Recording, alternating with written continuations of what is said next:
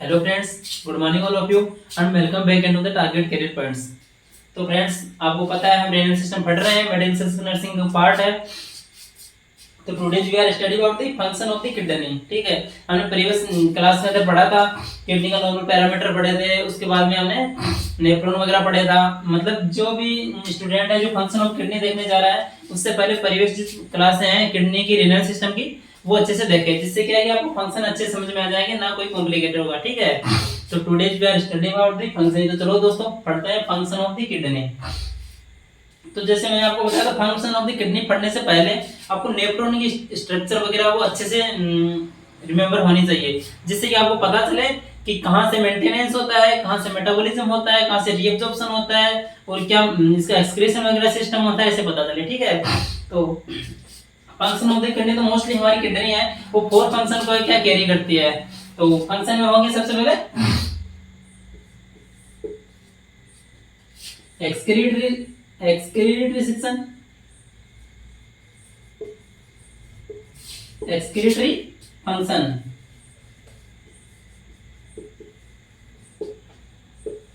Second होगा endocrine function,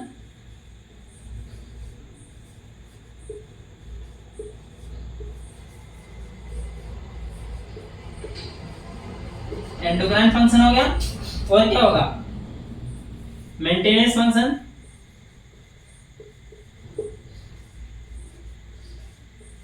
maintenance function. और एक और क्या होगा, मेटाबॉलिज्म फंक्शन। ठीक है,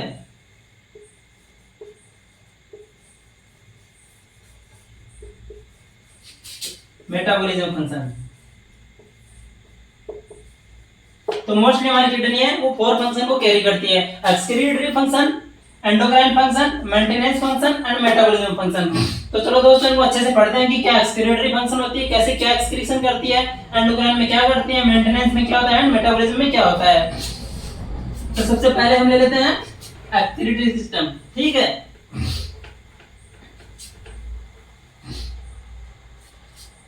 तो फर्स्ट फंक्शन ऑफ किडनी हो गया एक्सक्रीटरी,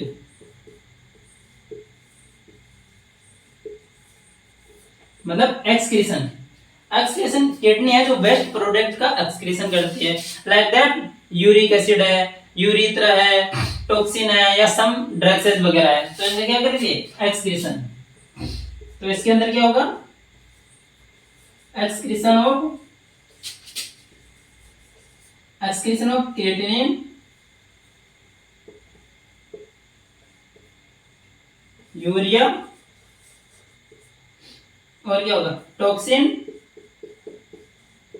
सम ड्रग्स, etc। ठीक है, मतलब किस किस एक्सक्रीशन करते हैं, क्रिएटिन वगैरह है, यूरिया वगैरह है, टॉक्सिन वगैरह है, ब्लड यूरिया नाइट्रोजन हो गया, और यूरिक एसिड हो गया, इन सब का क्या एक्सक्रीशन करती है। तो फर्स्ट जो फंक्शन है किडनी का वो क्या है, एक्सक्रीशन करना। एक्सक्रीशन किस में करती है, एक्सक्रीशन करती है जैसे 3 प्रोसेस होती है हमारी यूरिन फॉर्मेशन की, उसके अंदर होती है रीअब्जॉर्प्शन है, फिल्ट्रेशन है, या सिक्रेशन है। इनके थ्रू क्या एक्सक्रीशन करती है। जो प्रोडक्ट हम यूरिन के अंदर नहीं एक्सक्रीट करना है उसको क्या कर लेगी, रीअब्जॉर्ब कर लेगी, और जिसको एक्सक्रीट करना है उसको क्या करा देगी, सिक्रेशन करवा देगी, और क्या करा देगी, फिल्ट्रेशन के द्वारा सीक्रेट करवा देगी। तो ये क्या किडनी का क्या फंक्शन है, excretion function of the kidney. ठीक है, फर्स्ट फंक्शन हो गया। एंड सेकंड फंक्शन की ओर चलते हैं। सेकंड फंक्शन क्या लिखा था किडनी का, सेकंड फंक्शन किडनी का मैंने बताया था endocrine function of the kidney.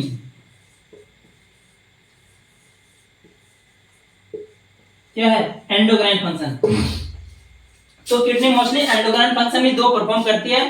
तो एंडोक्राइन के अंदर किस किस चीज से सिक्रेशन करती है, एक तो एरिथ्रोपोइटिन,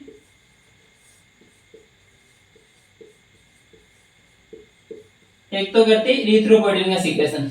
तो एरिथ्रोपोइटिन क्या होता है, देखो दोस्तों, एरिथ्रोपोइटिन होता है जो मैंने बताई थी पेरिटुबुलर और वजारेक्टा जो कैपिलरीज बताई थी, नेफ्रॉन के चारों ओर जो राउंडेड मोशन में होती है वो कौन होती है, पेरिटुबुलर, और जो वाजारेक्टर कैपिलरीज होती है वो क्या डायरेक्ट निकल जाती है। तो जो पेरिटुबुलर कैपिलरी है जो नेफ्रॉन की चारों ओर राउंडेड पोर्शन में होती है, जो सिक्रेशन अब्जॉर्प्शन के फंक्शन परफॉर्म करती है, वो पेरिटुबुलर कैपिलरीज होती है। उसके अंदर एंडोथेलियल जो सेल होती है उसके जो एंडोथेलियल सेल है वो किस चीज का सीक्रेशन करेगी? इरिथ्रोपोइटिन का। और इरिथ्रोपोइटिन क्या है? एक एंजाइम है जो क्या प्रोसेस करवाता है? इरिथ्रोपोइसिस की। इरिथ्रोपोइसिस ये क्या करता है? देखो, इरिथ्रोपोइटिन जाता है बोन मैरो के अंदर, बोन मैरो में जाकर इरिथ्रोपोइसिस की प्रोसेस करवाता है। इरिथ्रोपोइसिस का क्या मतलब होता है? Formation of the RBC. Erythropoiesis का मतलब होता है फॉर्मेशन ऑफ आरबीसी। तो फर्स्ट एंडोक्राइन फंक्शन क्या होता है? इरिथ्रोपोइटिन का सीक्रेशन करवाती है। एरिथ्रोपोइटिन होता है वो कहां होता है?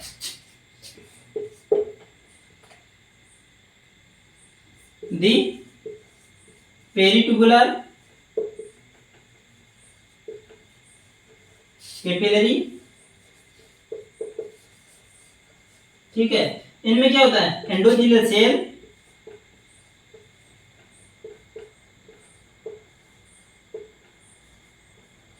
एंडोथेलियल सेल हो गई, और एंडोथेलियल सेल है वो किसका सीक्रेशन करवाएगी? इरिथ्रोपोइटिन का।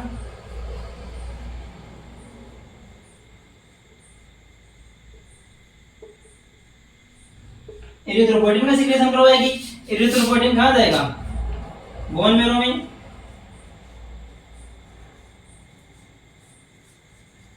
और बोन मैरो में क्या बनाएगा? आरबीसी। तो मोस्टली हम इस प्रकार ये कह सकते हैं, एंडोक्राइन का जो फंक्शन परफॉर्म करके इसके थ्रू जो किडनी है नॉर्मली आरबीसी का फॉर्मेशन भी करवाती है।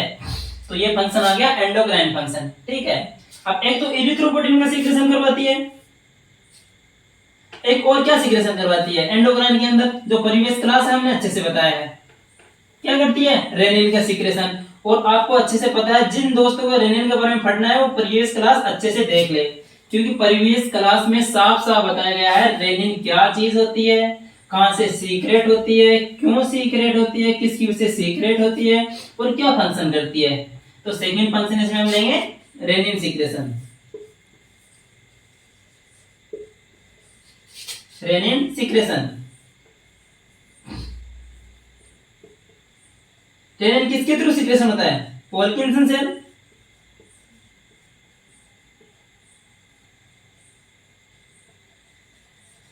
पॉल्किंसन सेल से रेनिन सीक्रेशन होता है। और रेनिन पॉल्किंसन सेल से सीक्रेट होकर क्या करता है? बीपी को मेंटेन करता है।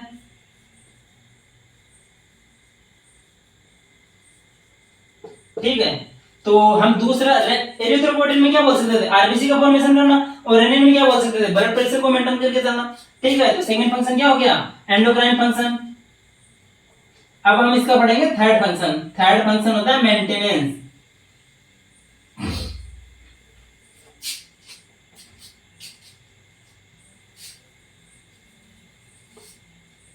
थर्ड फंक्शन है of kidney maintenance.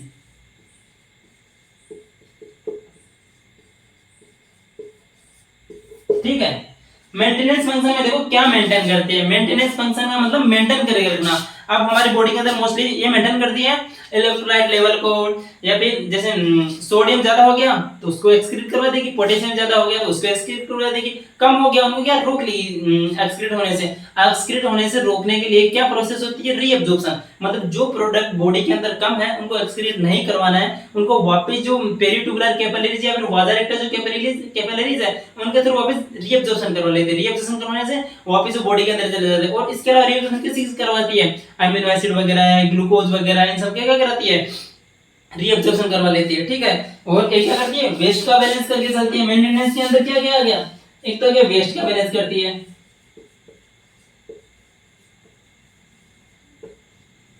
Waste balance का मतलब, वेस्ट बैलेंस का मतलब है वेस्ट जो प्रोडक्ट है जो ज्यादा हो गए तो बॉडी से बाहर एक्सक्रीट कर देती है, कम हो गए हैं तो कोई दिक्कत नहीं एक्सक्रीट नहीं करने की।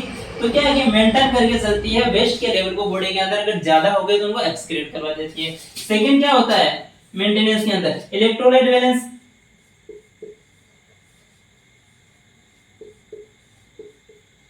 इलेक्ट्रोलाइट बैलेंस,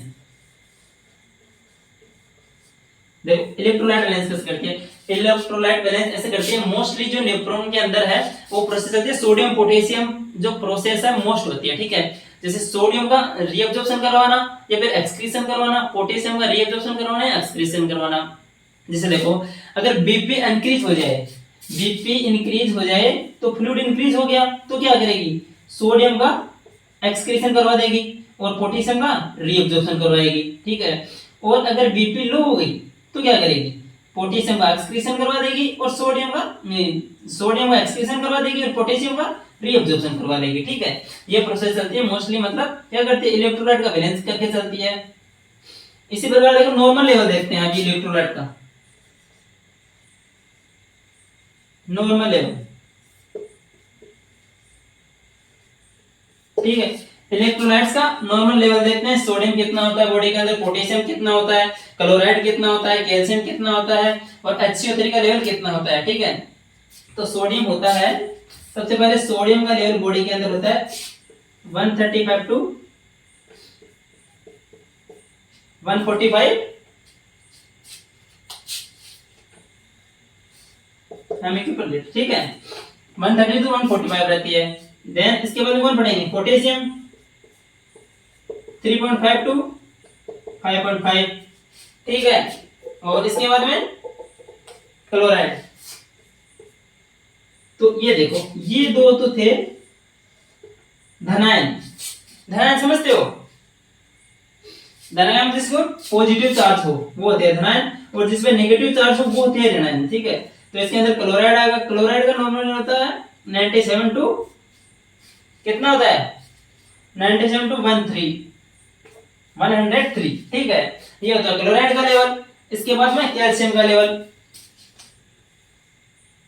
कैल्शियम का लेवल होता है 2.5, ठीक है। ये क्या इलेक्ट्रोलाइट को बैलेंस करके चलती है। अगर सोडियम ज्यादा हो गया बॉडी में तो उसको एक्सक्रीट करवा देगी, पोटेशियम ज्यादा हो गया तो उसको एक्सक्रीट करवा देगी। ऐसे करके इलेक्ट्रोलाइट का भी बैलेंस करके चलती है कौन, किडनी, ठीक है। एक इसका करती है, उसके ऊपर वाटर का भी रिअब्जॉर्प्शन करती है ना, वाटर के लेवल को भी मेंटेन करके चलती है। और उसी प्रकार सोडियम पोटेशियम वगैरह जो इलेक्ट्रोलाइट है उनके बैलेंस के साथ साथ में क्या कर लेती है, जो मेटाबॉलिज्म है वो भी करती है, ठीक है। एसिड बेस बैलेंस कर लेती है, जैसे HCO3 को एक्सक्रीट करके, ठीक है, वो होगा एसिड बेस बैलेंस। इसके बाद में आएगा मेटाबॉलिज्म, फोर्थ है फंक्शन।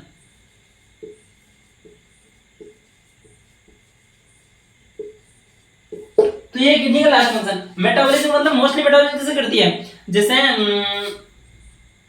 जब हम सनलाइट के कांटेक्ट में आएंगे, तो सनलाइट के कांटेक्ट में आए तो क्या होगा, हमारे बॉडी के अंदर जो भी विटामिन डी प्रेजेंट होता है वो क्या होता है, एक्टिवेट हो जाता है। और एक्टिवेट करने के लिए कौन मतलब होता है उत्तरदायी, वो होता है किडनी, ठीक है। किडनी क्या करती है, विटामिन डी को एक्टिवेट करती है, जिससे क्या करता है, कैल्शियम का reabsorption from the blood to give bones, bone को देती है जिससे बोन स्ट्रांग होती है, ठीक है। तो क्या करती है, activation of the vitamin D.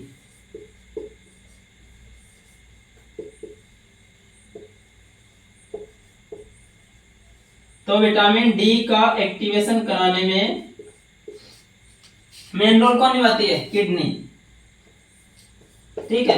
ये हो गया लास्ट फंक्शन मेटाबॉलिज्म। तो friends today we are studies about function of the kidney, जिसके अंदर कौन कौन से चार फंक्शन बताए हैं। एंडोक्राइन फंक्शन हो गया, और कौन सा हो गया, एक्सक्रीशन फंक्शन हो गया, मेटाबॉलिज्म फंक्शन हो गया, और एट लास्ट कौन सा था, मेंटेनेंस फंक्शन था। फोर फंक्शन हमारी किडनी मोस्टली होते हैं, अच्छे से रिवाइज कर लेना। बाकी जो है नेक्स्ट क्लास में पढ़ेंगे। Wish you all the best, thank you friends.